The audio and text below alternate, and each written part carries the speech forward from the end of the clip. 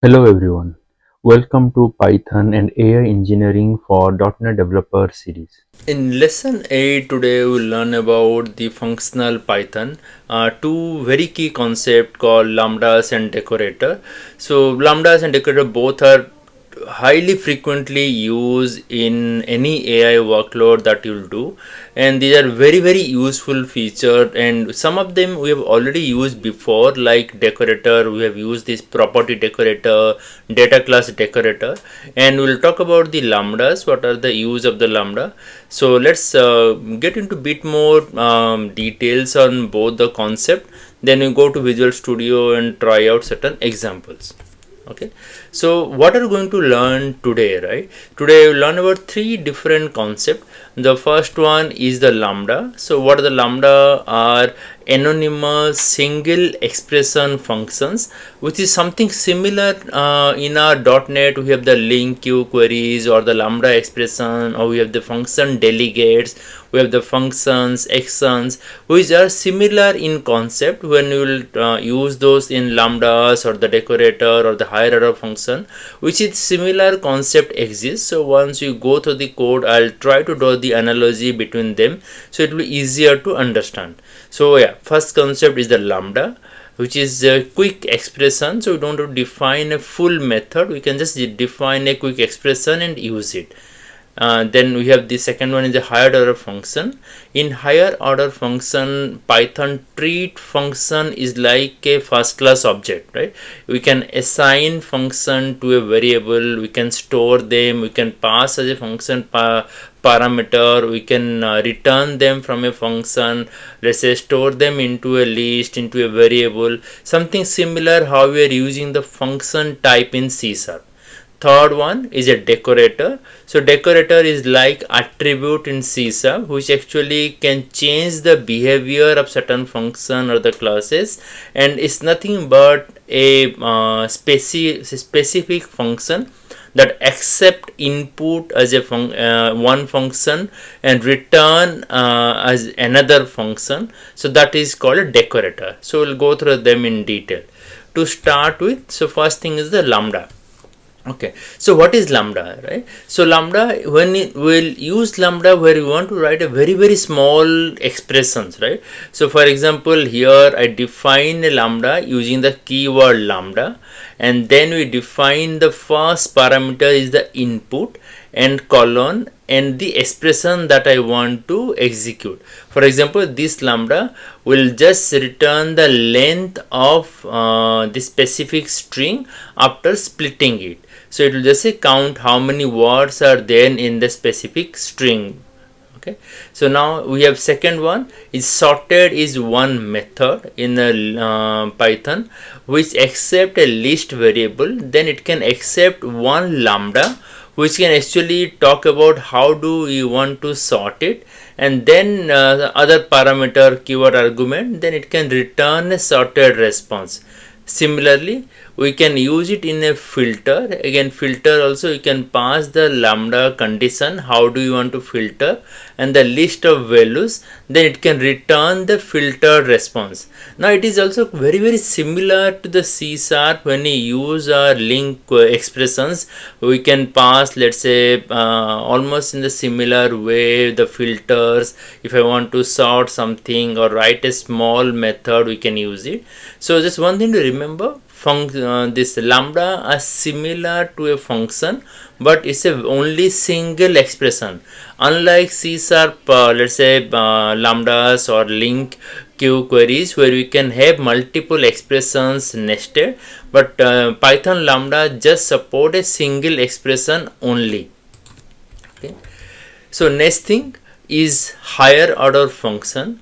So again, as I told before, in Python functions are first class object, right?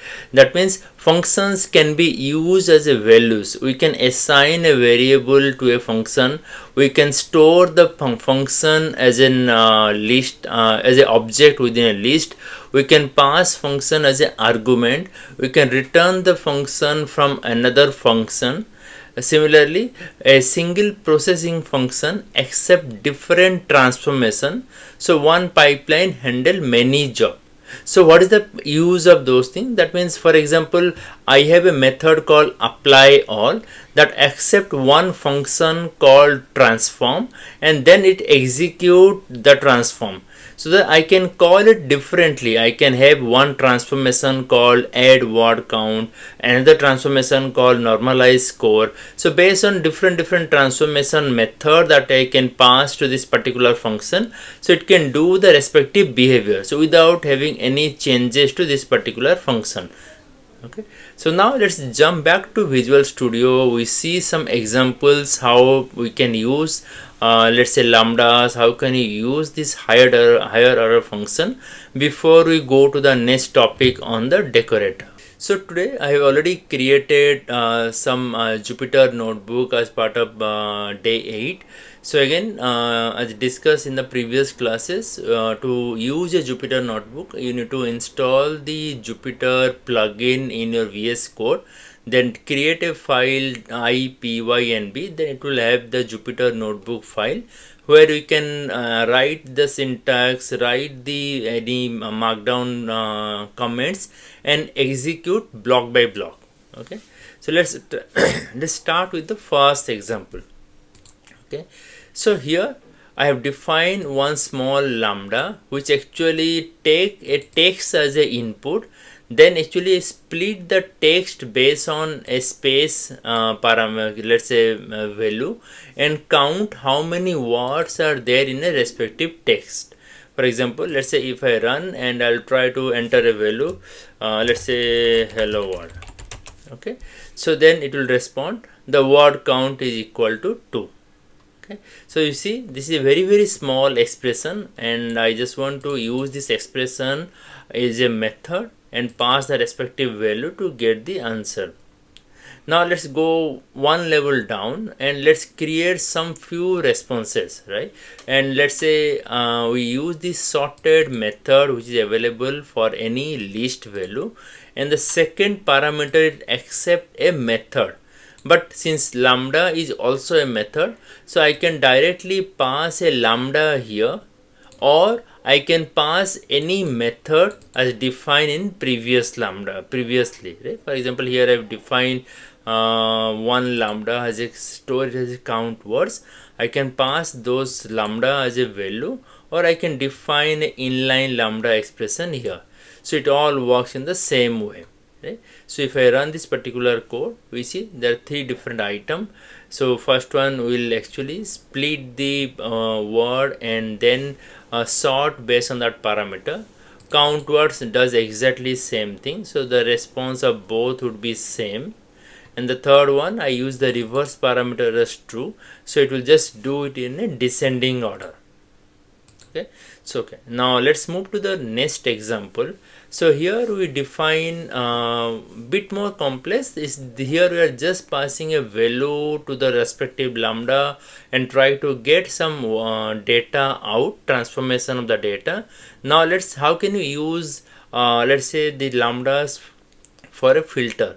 So where does it sign actually, right? For example, we have received lot of AI response from any LLM call, and I want to identify all the response where the total score is higher than 0.9, right? So there what I can do, I can use the filter, the built-in method filter.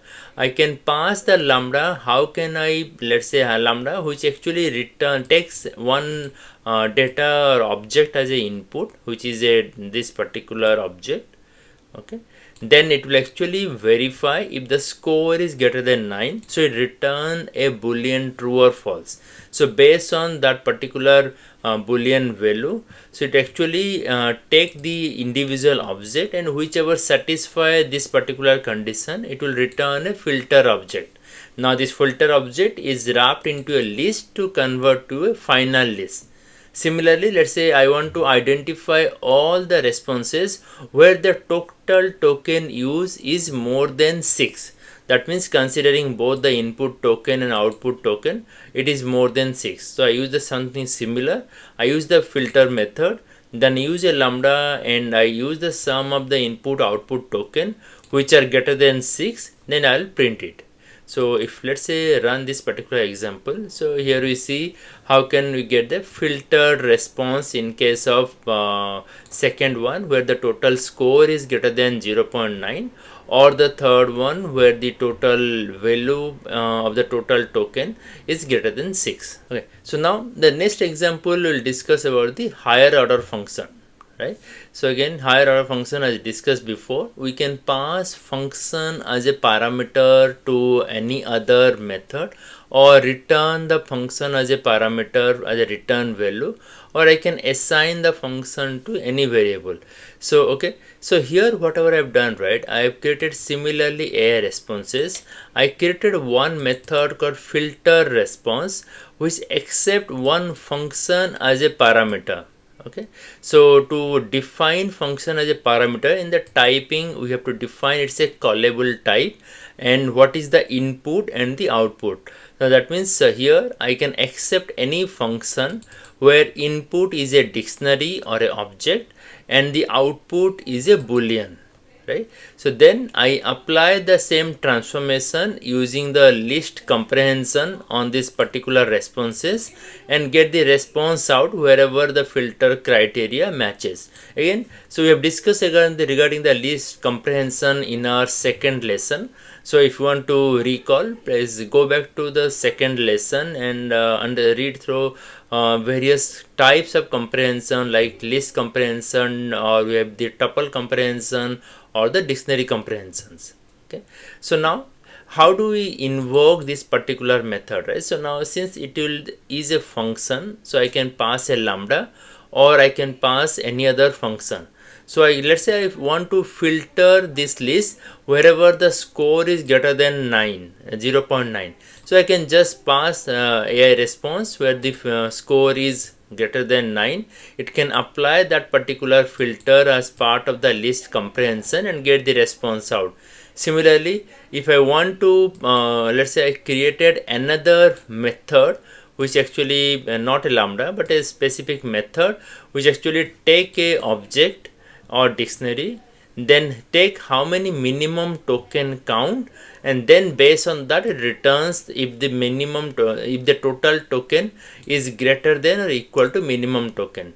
So now I pass the same filter token as a parameter here, and then you see filter token, if it is print out all the responses where token is greater than or equal to 6, or it will print out all the responses where the total token is greater than or equal to 8. So here you see, right, so the core method that will filter the response is defined one, but based on different lambdas or different method, I can call the same parameter, sorry, same function filter response, pass different lambdas or function as a parameter and get the respect data out.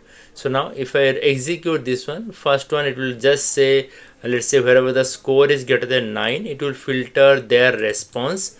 So which will say, let's say hello world, or the Python is great, or the AI is the future. And if I go to the second output where it will print out all the response where total token is greater than 6, and third one is the total token is greater than 8. Okay. So that's how we can use functions in a parameter, or function as a return type, or function as a variable. So this concept is very crucial when we go for the next topic, which is decorator. So let's go to the PowerPoint to learn about decorator, then we'll come back to Visual Studio and see the examples of the decorator. Okay, so now as I told before, right, so decorator is nothing but a function that accepts input as one function and returns another function as a output or a return value. So what it does internally, then whenever we apply the decorator on top of a method, it actually passes that specific method as an input parameter and then applies some transformation and return another method as an output parameter. So that will help us to attach new let's say behavior to an existing function. This is quite similar to C# attribute or filters that we define, where we can apply certain filters or attribute on top of the method, which can help us to add additional functionality. Like we can add a logging filter, exception filter. Something similarly in Python, we can create a logging decorator or exception decorator that is a reusable, and it can add specific behavior to any method or any function wherever the decorator is applied. Okay, so now the third one is the function tools wraps. I'll talk about this when we go for the Visual Studio code examples for a specific decorator. Okay, so now as I told before, there are various uses of the decorator. Like I want to add how much time specific method takes, and I don't want to write the code again and again for each of the methods. So I can create a timing decorator and add the timing decorator on top of the method, so that it can print out how much time that particular method is being taking. Similarly, caching, you can define a retry mechanism. Specific method I want to retry multiple times based on as you need. Some method may be required 2 times if certain exception is occurring, or some method may require us to execute more than 2 times. All this can be handled using a decorator. So now let's go back to Visual Studio. We see the decorator examples, and then we'll come back again to PowerPoint to understand the key takeaways for today.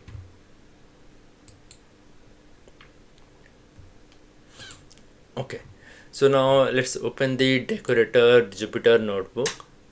Okay, so let's say, how do we define a decorator, right? So as I told before, a decorator is a function, like define as a function, which take input as a function. As I told before, callable is something as a represent a type function. So it takes a callable as a input and returns a callable. That means it accept a function as a input and return the function as a output.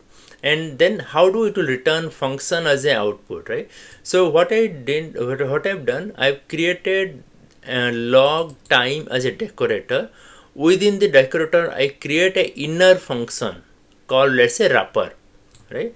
So then let's say, add additional behavior. Let's say I start a timer, and then from after starting the timer, I'll execute the main original function, which is the func parameter, which is received as part of the current function.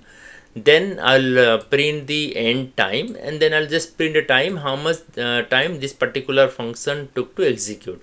Now this is created a decorator. Now let me create 3 different method, right? One is LLM chart response, where I'm simulating 1 second sleep time. Then second one is again LLM chart response, but it will throw some exception. Third one is a embedding request, which actually have a simulated a 50 let's say 0.5 second of the sleep time, and it will return a embedding array. So all this one I've added the decorator log time. So now let's see what the response is. So now you see, whenever the first call is getting triggered to the first method, which is LLM chart response, passing one variable. So actually it logged the time it took this much of time to execute. Second one, because it is throwing an exception, I kept it under try except block, and it caught an exception, it printed the exception. Similarly, third one, it again take an input, it again went through execute that particular code, but actually on top of that it applied the decorator and respond back how much the time has been taken for the respective method. So if you see, right, so this decorator is working something similar to an attribute, where it can be applied on top of a method. And whenever you apply this particular decorator, let's see this particular example. Internally, when this method is applied, how does it work? It actually is quite similar to, I'll call a log time as a method, and pass the current method, let's say text embedding as a method as a parameter. Okay, so this is exactly similar. How do we call, let's say, the previous let's say applying the decorator actually wraps, and the current method take it as a input, then it will take all the argument for that particular method and print the output. So now let's go back to the next example, where we define let's say again a similar function but with some variable, right? For example, here I have defined additional parameter retry. So what does it mean? So that means this is something similar to the previous one, but here I can define how many times this particular code will or particular method can be executed in case of a exception. So I created one method called LLM chart response with a retry, which will simulate a exception whenever I pass the prompt as fail.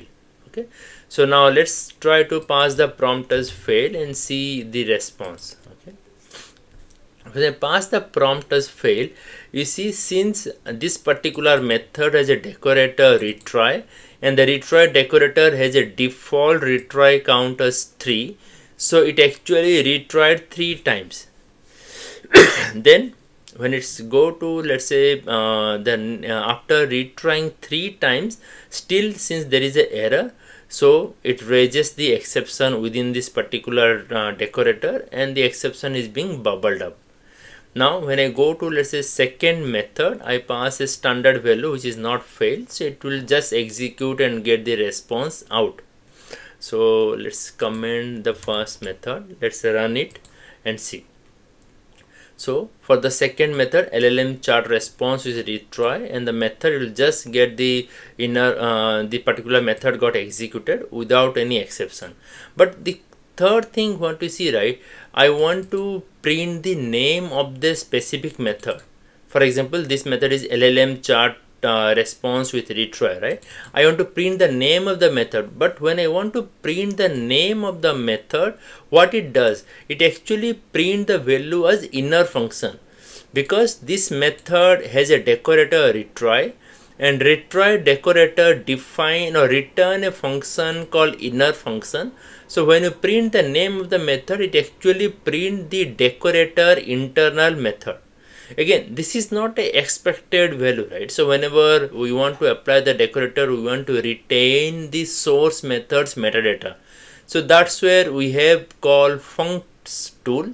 So funct tool dot wrap, so this ensures the original function's metadata is returned. So again, it's exactly same method, but from the funct tool package, I imported the wrap method, and I call the value, let's say I add a decorator wraps functs on top of the inner function. So what it does, it actually retain the function's metadata. Again, this is also a decorator, it works in a similar way, but it take the inner function and apply a decorator called wraps, and that wraps ensure the function's original metadata is written. So now if I run and this particular method, we see the name is printed as LLM chart responses retry, not as the inner function. Okay, so now the going for the third example, again I'll repeat the same method, but here I want to enable let's say different method to have different retry. For example, here the retry count by default is 3, so if I don't pass any retry, so it will actually execute and retry it 3 times. But what if I want to pass a retry? So here you see it actually throws a exception, right? So let's run it. Okay, so here you see as exception, retry missing one required positional argument function. Okay, so why it works in that way? Because retry function has two things. One I have passed, let's say, callable function, and one I am passing, let's say, retry as a parameter. But when I define this particular parameter, so system does not understand how to pass, let's say, this particular method as an input, because this is a positional parameter. That means the first parameter is a function parameter. So this is one of the typical let's say error we'll face whenever you want to define a decorator with certain parameter, let's say configuration parameter. In that case we actually go for a nested decorator. Okay, so what do you mean by that one? So we can define one wrapper function. Again, this is not a decorator. Okay, so retry is just a simple function because it does not accept a function as a input parameter. So this is not a decorator. This is a simple function that actually returns a function, but the inner function that it returns is a decorator. Okay, let's just focus on the inner function, decorator function. What does it do? It actually accepts one callable as a input parameter and returns a callable. So that means this itself, the inner function itself, is a decorator, right? So that means whenever we want to call a retry function, it actually returns a decorator, right?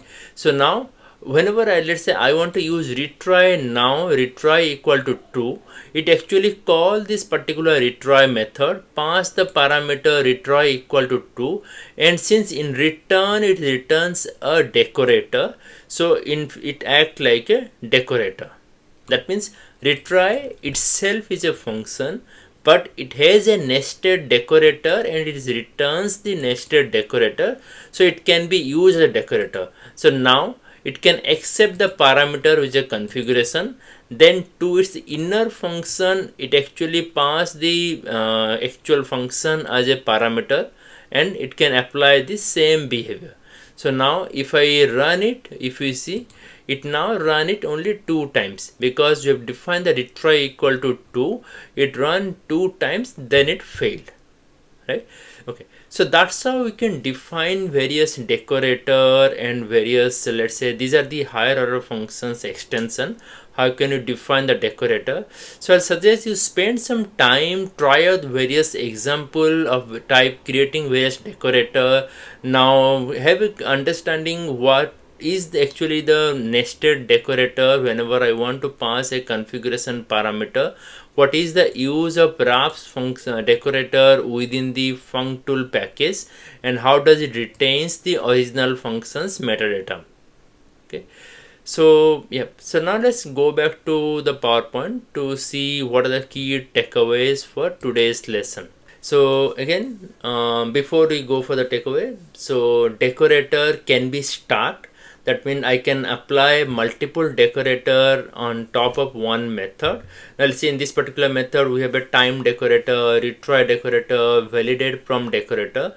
It will always execute top down. That means the first decorator time will be executed first, then the retry, and then the validate from decorator would be executed. Okay, so to wrap up today's session, just a quick recap. Whatever we discussed today is the lambdas, which are lambdas are similar to functions, or it's a C# equivalent is also a lambdas, which again a single line expressions can be defined as a lambda. Second thing, we learn about higher order functions, where functions are the first class citizens in a Python. That means functions can be stored, functions can be passed as an input, function can be returned as a response from a respective function. Third, we learn about the decorator. Decorator adds a specific behavior to a function, and by definition decorator is a function that accepts input a function and returns another function as an output. Then we also talked about, let's say, parameterized decorator. How can we have a nested decorator within a function so that we can parameterize various parameters for a decorator. We have seen this with the example of the retry. So we have the function, we call a factory function, then we have a decorator, then we have an inner function that actually returned. Then we have also learned about the functools.wrap decorator, which actually preserve the original functions metadata. And the last one we learned today is this decorator can be stacked. That means we can have these multiple decorator on top of a single function, which will always get executed from the top to bottom in the order they have defined. So that's all for today's session. So in the next session, we'll learn about async methods in the Python. How can you do the concurrency calls or parallel calls to multiple AI calls? We'll go through some of the examples. We'll also reuse the decorator, reuse the let's say function and lambda as a parameter in all those examples. So spend some time here to go through this Jupyter notebooks. I'll upload the Jupyter notebook in my techwayfeed.com blog website. Please feel free to go there and download and practice this example, so it will be useful for the future lesson. Everything we covered today, including the scripts, configuration, and extended documentation, is available right now on techwayfeed.com. While you are there, check out our deep dives into enterprise security and design principles, or put your skills to test with our developer focused quizzes. Hit subscribe to stay in the loop, and I'll see you in the next lesson.